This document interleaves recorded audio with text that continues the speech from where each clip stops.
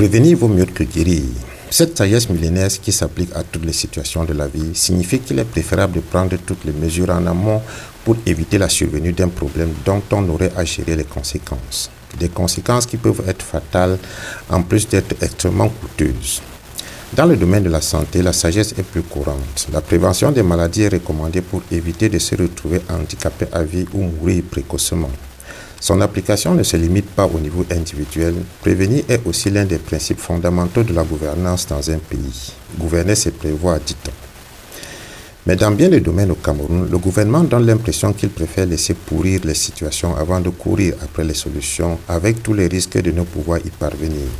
La corruption est un exemple. Une question simple se pose à ce niveau. Le Cameroun préfère-t-il prévenir la corruption ou lutter contre elle? Et la réponse évidente est que le penchant est plus fort pour la lutte que pour la prévention. Beaucoup de littérature existe à ce sujet. Des diagnostics suivis des propositions ont été faits par des experts indépendants et gouvernementaux, des institutions internationales, partenaires financiers du Cameroun. Depuis 1996, il existe une bonne base de prévention de la corruption au Cameroun, une mesure légale inscrite dans la Constitution. Il vaut toujours mieux la rappeler pour la bonne compréhension de tous. Article 66, je cite. Le président de la République, le Premier ministre, les membres du gouvernement et assimilés, le président et les membres du bureau de l'Assemblée nationale, le président et les membres du bureau du Sénat, les députés, les sénateurs, tout détenteur d'un mandat électif, les secrétaires généraux des ministères et assimilés, les directeurs des administrations centrales, les directeurs généraux des entreprises publiques et parapubliques, les magistrats, les personnels des administrations chargés de l'assiette, du recouvrement et du maniement des recettes publiques, tous gestionnaires de crédits et de biens publics doivent faire une déclaration de leurs biens et avoirs au début et à la fin de leur mandat ou de leur fonction. Une loi détermine les autres catégories de personnes assujetties aux dispositions du présent article et en précise les modalités d'application. Fin de citation. Cette mesure préventive n'est pas toujours appliquée. La loi d'application a été votée 10 ans plus tard, en 2006, assortie d'une condition. Le président de la République doit mettre sur pied une commission chargée de recevoir les déclarations, laquelle reste attendue. On est dans un cas de figure où la maman, pour assurer la bonne santé des dents de ses enfants, est allée acheter à prix d'or des brosses à dents, mais qui restent bien conservées dans leur carton placé dans l'armoire. Elle n'a jamais distribué aux enfants pour qu'ils en fassent usage, mais elle aime bien dire à ses amis qu'elle a pris toutes les mesures nécessaires pour que les dents de ses enfants restent bien propres. Les conséquences de la non mise en application de cet article de la Constitution sont désastreuses sur le pays. La corruption est devenue la nappe avec laquelle on dresse la table avant de servir à manger, le tapis sur lequel on marche dans les administrations, la fondation des projets en chantier.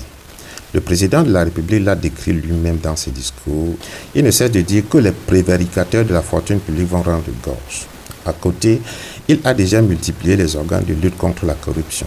Le contrôle supérieur de l'État, la Commission nationale anticorruption, l'Agence nationale d'investigation financière, les chambres des comptes, les cellules dans les administrations, le tribunal criminel spécial. En 2014, Patrice Dedi Penda a publié un essai de 112 pages intitulé « Les parrains de la corruption » pour, à sa manière, diagnostiquer les causes profondes du fléau. L'auteur dévoile comment les structures de lutte, le comité ad hoc où siègent les ministres, l'observatoire qui mène une action sur le terrain et les cellules ministérielles portent en elles-mêmes les mots qui les minent, les hommes du pouvoir. Les chiens de ce fléau ont pris tout un pays en otage et l'étouffent froidement, dit-il. Ces organes de lutte fonctionnent avec des budgets colossaux, mais quelle que soit leur efficacité, ils ne pourront jamais parvenir à rentrer en possession des sommes détournées au quotidien. Encore moins se réparer les préjudices subis du fait des actes de corruption. Les enfants qui meurent de maladies hydriques parce que les projets de construction d'un forage dans une localité ont été détournés ne reviendront jamais à la vie grâce à l'action de l'un de ces organes, mais ces vies auraient été épargnées si les mesures préventives avaient fonctionné.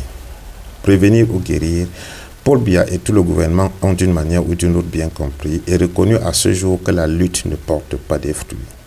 S'il ne cesse de revenir sur la corruption qu'il fustige dans ses discours, c'est qu'il ne peut pas faire autrement parce que le fléau s'intensifie. Alors, pourquoi ne pas revenir à la case départ pour tenter d'endiguer le mal? Pourquoi multiplier les organes de lutte budgétivore au lieu de mettre l'accent sur la déclaration des biens?